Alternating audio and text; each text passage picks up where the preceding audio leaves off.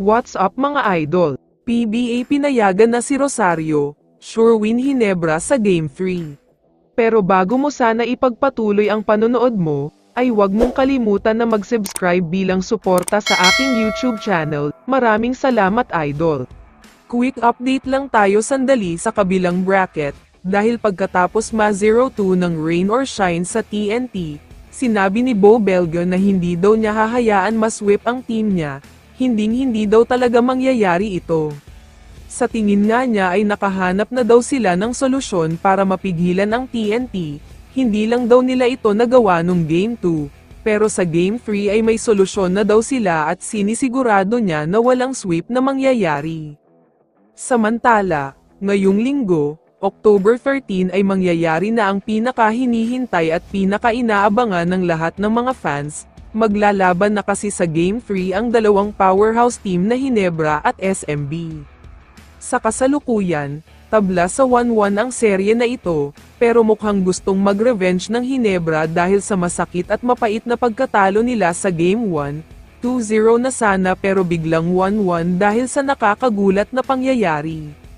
Kaya naman kahit hindi pa nagsisimula ang Game 3, ramdam na ng lahat ng mga fans na magiging revenge game ito para sa Hinebra, dahil gigil talaga silang makabawi sa SMB, mukhang tatambakan nila ang mga ito.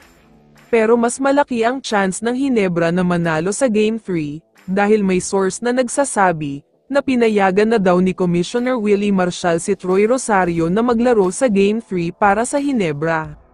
Ito ang mabigat sa balitang ito, nasa Hinebra na nga lang daw ang desisyon kung official na nilang kukunin si Rosario, dahil kahit alam na ng lahat na sa Hinebra siya pupunta, wala pa rin daw signing of contract na nagaganap.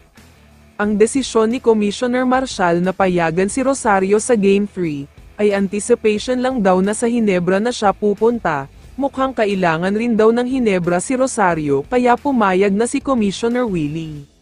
Sa tingin ko, kung maglalaro si Rosario sa Game 3 kontra sa SMB ay magkakaroon ng mismatch, mahihirapan talaga ang SMB na makasabay sa Hinebra, dahil mas bibilis ang laro at mas magiging malaki ang lineup nila.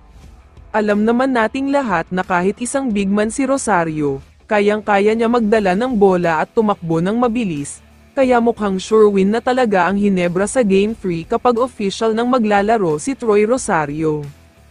Kaya naman kung ikaw ang tatanungin idol, ano ang masasabi mo sa balitang ito? I-comment mo naman ang sagot mo sa tanong na ito. So dito na nagtatapos ang video na ito. Maraming salamat sa pagsuporta at panonood mga idol. Ingat at bye-bye.